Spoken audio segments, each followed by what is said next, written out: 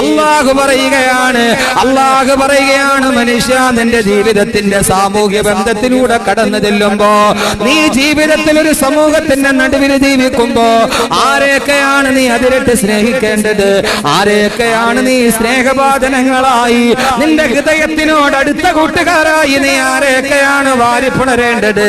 അല്ലാഹുവിന്റെ ഖുർആൻ 6 ആളുകളെ ചൂണ്ടി പറഞ്ഞിട്ട് അല്ലാഹു പറഞ്ഞു, വെറുതെയല്ല അല്ലാഹു പറഞ്ഞത്,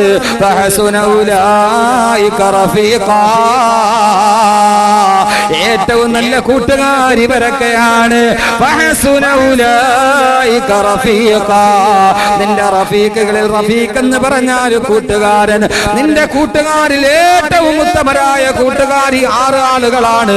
ഇൻഷാ അല്ലാഹ് ഈ 6 പേരെയും നമുക്ക് ഓരോന്നോരോന്നായി പരിചയപ്പെടാം.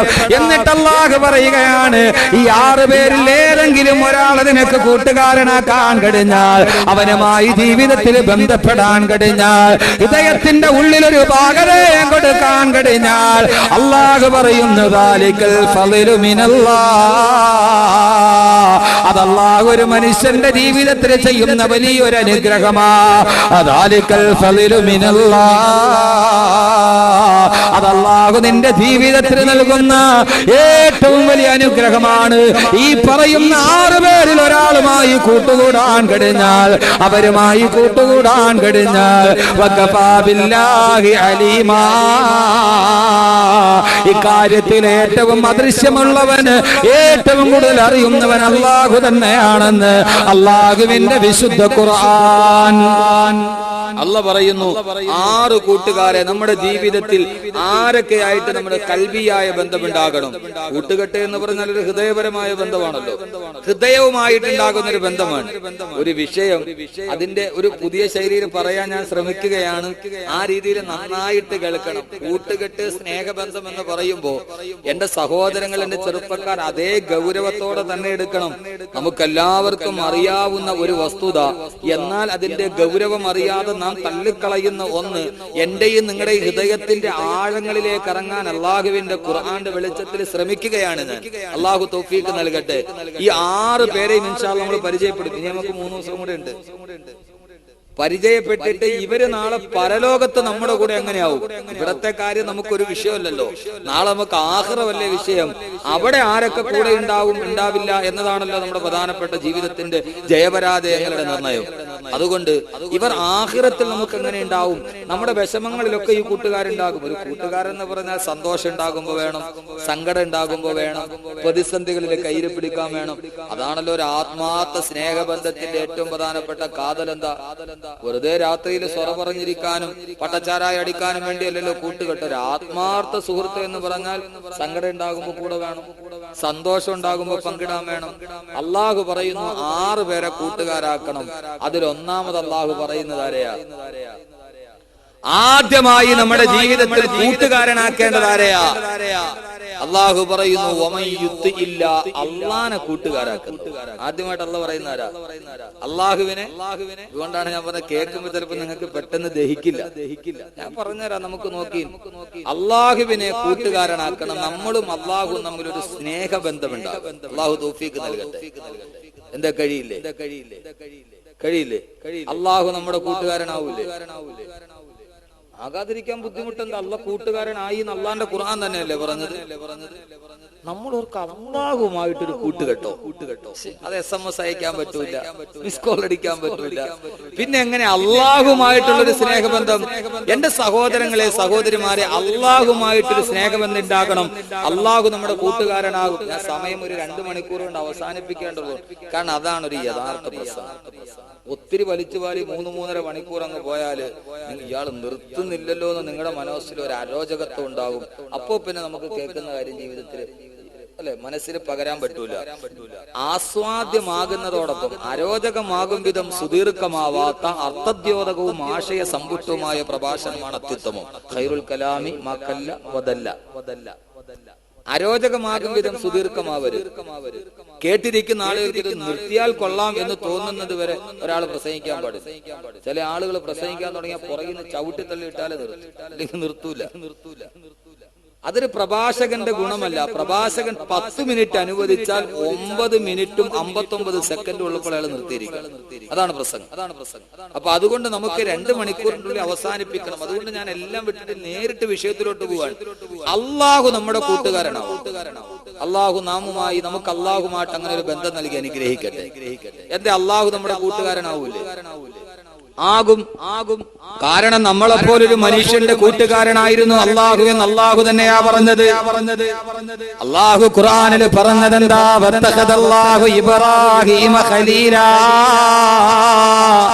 വത്തഖദല്ലാഹു ഇബ്രാഹീമ ഖലീലാ. ഞാൻ ഇബ്രാഹീമിനെ എന്റെ കൂട്ടുകാരനായി തെരഞ്ഞെടുത്തിരിക്കുകയാണ്. ഇബ്രാഹിം എന്റെ കൂട്ടുകാരനാണ്. ഇബ്രാഹിം എന്റെ കൂട്ടുകാരനാണ്.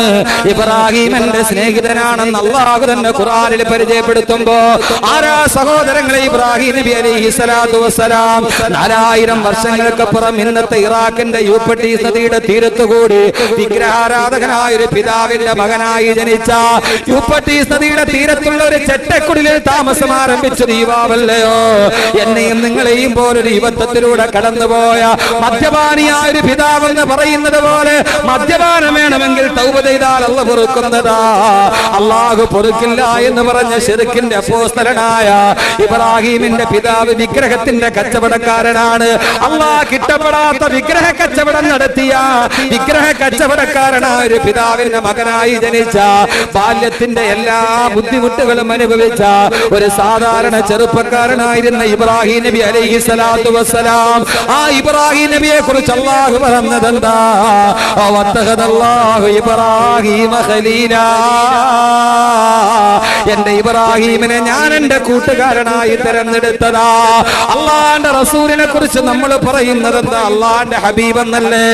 അള്ളാന്റെ ഹബീബ് എന്ന് പറഞ്ഞാൽ അള്ളാന്റെ കൂട്ടുകാരനല്ലേ? അള്ളാന്റെ പ്രവാചകൻ ഒരു ദിവസം മസ്ജിദുൻ നബവിയിലൂടെ നടന്നു പോകുമ്പോ സഹാബാക്കൾ മുഴുവനും ഒരുമിച്ച് കൂടിയിരുന്നിട്ട് മുൻകഴിഞ്ഞു പോയ പ്രവാചകന്മാരുടെ അപദാനങ്ങൾ പാടിപ്പുകഴ്ത്തുകയാ. പ്രവാചകന്റെ സഹാബത്ത് പറയുന്ന ആദം സഫിയുല്ലാഹ് വനൂഹുൻ നജിയുല്ലാഹ് വഇബ്രാഹീം ഖലീലുല്ലാഹ് വമൂസാ കലീമുല്ലാഹ് വഈസാ റൂഹുല്ലാഹ്. ആദം നബി അല്ലാഹുവിന്റെ സഫിയാണ്, നൂഹ് നബി അല്ലാഹുവിന്റെ നജിയാണ്, മൂസാ നബി അല്ലാഹുവിന്റെ കലീമാണ്, ഈസാ നബി അല്ലാഹുവിന്റെ റൂഹാണ്, ഇബ്രാഹീം നബി അല്ലാഹുവിന്റെ ഖലീലാണെന്ന് സഹാബത്ത് പറയുമ്പോ അതിലൂടെ പ്രവാചകൻ നടന്നു പോകുമ്പോ തന്റെ അനുയായികൾ മുൻകഴിഞ്ഞു പോയ പ്രവാചകന്മാരുടെ അവദാനങ്ങൾ പാടിപ്പുകഴ്ത്തുമ്പോ അത് കേട്ടുകൊണ്ട് റസൂലുള്ള സഹാബത്തിനോട് പറയുന്നു, സഹാബാ നിങ്ങൾ പറഞ്ഞത് ശരിയാണ്. ആദം നബി അല്ലാഹുവിന്റെ സഫിയാണ്, നൂഹ് നബി അല്ലാഹുവിന്റെ നജിയാണ്, ഇബ്രാഹീം നബി അല്ലാഹുവിന്റെ ഖലീലാണ്. പക്ഷേ ഞാനാരെന്നറിയുമോ? ഞാനാരെന്നറിയുമോ? അലാ വഅന ഹബീബുല്ലാഹ്, അലാ വഅന ഹബീബുല്ലാഹ്. ഞാൻ അല്ലാഹുവിന്റെ ഹബീബാണ്, ഞാൻ അല്ലാഹുവിന്റെ ഇഷ്ടതോടനാണെന്ന് ലോകത്തിന്റെ തിരുദൂതരേ നബി മുഹമ്മദ് മുസ്തഫ. അള്ളാഹുവിന്റെ പ്രവാചകൻ പറഞ്ഞു, ഞാൻ അള്ളാന്റെ ഹബീബാണ്. അള്ളാന്റെ ഹബീബ് എന്ന് പറഞ്ഞാൽ അള്ളാന്റെ കൂട്ടുകാരൻ. ഇബ്രാഹിം നബിയെ കുറിച്ച് അള്ളാഹു തന്നെ ഖുർആനിൽ പറഞ്ഞു, ഞാൻ ഇബ്രാഹിമിനെ എന്റെ ഖലീലാക്കി തെരഞ്ഞെടുത്തിരിക്കുക. അപ്പൊ അള്ളാഹു മനുഷ്യരെ കൂട്ടുകാരാക്കും എന്ന് വിശുദ്ധ ഖുർആൻ. ഇത് ഖുർആന്റെ രസാണല്ലോ, അതിന് എതിര് പറയാൻ പറ്റില്ലല്ലോ. അപ്പൊ നമുക്കും അങ്ങനെ ആവാൻ കഴിയണം. അള്ളാഹു തൗഫീഖ് നൽകട്ടെ. നമുക്ക് എന്തുകൊണ്ട് കഴിയുന്നില്ല അത് നമുക്ക് ചർച്ച ചെയ്യാം. അള്ളാനെ കൂട്ടുകാരൻ ആക്കിയാൽ നമുക്ക് എന്ത് കിട്ടും? ഒരു കൂട്ടുകാരൻ എന്ന് പറഞ്ഞാൽ അതിന്റെ അർത്ഥം എന്താ? ഒരു കൂട്ടുകാരൻ എന്ന് പറഞ്ഞാൽ അതിന്റെ അർത്ഥം എന്താ? അള്ളാഹുവിന്റെ പ്രവാചകനും അള്ളാഹുവും തമ്മിലായിരുന്നു ഏറ്റവും വലിയ കൂട്ടുകെട്ട്. ആ കൂട്ടുകെട്ടിന്റെ ബാക്കി പത്രമാണ്. കാരണം പ്രവാചകൻ നബി മുഹമ്മദ് മുസ്തഫ. സമീറ ഇന്നലത്തെ പോലെ ആയില്ലല്ലോ, ഇന്നലത്തെ പോലെ ഇന്നലെ ഒരു ദിവസം കൊണ്ട് നിന്റെ ആത്മാർത്ഥത തീർന്നു.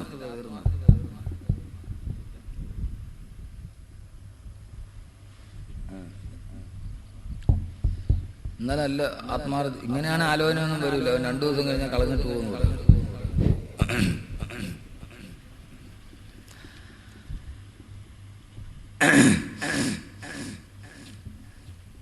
അള്ളാഹുവിന്റെ പ്രവാചകൻ സല്ലല്ലാഹു അലൈഹി വസല്ലമയും അള്ളാഹു തമ്മിലുള്ള കൂട്ടുകെട്ടിന്റെ ഏറ്റവും വലിയ സ്നേഹബന്ധം ഏതാ? ആ സ്നേഹബന്ധം എന്താണെന്ന് അറിയണമെങ്കിൽ അള്ളാഹുവിന്റെ പ്രവാചകൻ സല്ലല്ലാഹു അലൈഹി വസല്ലമയെ അള്ളാഹുവിന്റെ പ്രവാചകൻ സല്ലല്ലാഹു അലൈഹി വസല്ലമയെ ആരൊക്കെ വേദനിപ്പിച്ചോ ആ സമയത്തെല്ലാം അള്ളാഹു സുബ്ഹാനഹു വ തആല ഇടപെട്ടു. എങ്ങനെ ഇടപെട്ടു എന്ന് ചോദിച്ചാൽ അള്ളാഹുവിന്റെ പ്രവാചകനും അള്ളാഹും തമ്മിലുള്ള ബന്ധമെന്താ? അള്ളാഹുവിന്റെ പ്രവാചകനും അള്ളാഹും തമ്മിലുള്ള ബന്ധം ഖുർആൻ പരിശോധിച്ചാൽ നമുക്കറിയാം. ലോകത്ത് അള്ളാഹുവിന്റെ പ്രവാചകനല്ലാത്ത ധാരാളം പ്രവാചകന്മാര് കടന്നു വന്നിട്ടുണ്ട്. ആ പ്രവാചകന്മാരെ എല്ലാം ആ പ്രവാചകന്മാരുടെ സമൂഹം വല്ലാതെ ആക്ഷേപിക്കുകയും അധിക്ഷേപിക്കുകയും ചെയ്തിട്ടുണ്ട്. ബഹുമാനപ്പെട്ട നൂഹ് നബി അലൈഹി സ്വലാത്തു വസ്സലാം അള്ളാഹുവിലേക്ക് ജനങ്ങളെ ക്ഷണിച്ചപ്പോൾ ആ ജനങ്ങളെല്ലാം നൂഹ് നബിയോട് പറഞ്ഞതെന്താ? കാലയാ നൂഹ് ഇന്നാ ലനറാക ഫീ സഫാഹത്തിൻ വ ഇന്നാ ലനളുന്നുക മിനൽ കാദിബീൻ. ബഹുമാനപ്പെട്ട നൂഹ് നബി അലൈഹി സ്വലാത്തു വസ്സലാം അള്ളാഹുവിലേക്ക് ജനങ്ങളെ ക്ഷണിച്ചപ്പോ ആ ജനങ്ങളെ നൂഹ് നബിയോട് പറഞ്ഞു, നൂഹേ ഇന്നാ ലനറാക മിനൽ കാദിബീൻ. നൂഹേ നീ കള്ളനാണ്. നൂഹ് നബി അലൈഹി സ്വലാത്തു വസ്സലാമിനെ ജനങ്ങൾ കള്ളൻ എന്ന് പറഞ്ഞ് പരിഹസിച്ചപ്പോ അല്ലാഹു സുബ്ഹാനഹു വ തആല അതിൽ ഇടപെട്ടില്ല. നൂഹ് നബി തന്നെയാണ് ജനങ്ങളോട് മറുപടി പറഞ്ഞത്. ഖുർആൻ തന്നെ തെളിവല്ലേ? ജനങ്ങളെ എങ്ങനെ പറയല്ലേ? ലൈസ ബീ ലലാലത്തുൻ. ജനങ്ങളെ ഞാൻ വഴിപടച്ചവനല്ല, ഞാൻ കള്ളം പറയുന്നവനല്ല. അല്ലാഹുവിനെ കുറിച്ച് ഞാൻ പറഞ്ഞത് സത്യം മാത്രമാ. ബഹുമാനപ്പെട്ട സാലിഹ് നബി അലൈഹി സ്വലാത്തു വസ്സലാം ജനങ്ങളോട് പ്രബോധനം നടത്തിയപ്പോ വളരെ ചുരുക്കി ഞാൻ പറയുകയാണ്, അള്ളാഹുവിനെ കൂട്ടുകാരനാക്കേണ്ടത് എങ്ങനെയാ സഹോദര? ചിലപ്പോൾ ആധുനികമായ ലോകത്തിന്റെ സുഹൃബന്ധത്തിന്റെ ചേരുവകളുടെ നടുവിൽ ഞാനിത് പറയുമ്പോ അള്ളാഹും നമ്മളും തമ്മിലുള്ള ബന്ധം ചിലപ്പോൾ മനസ്സിലാവില്ല.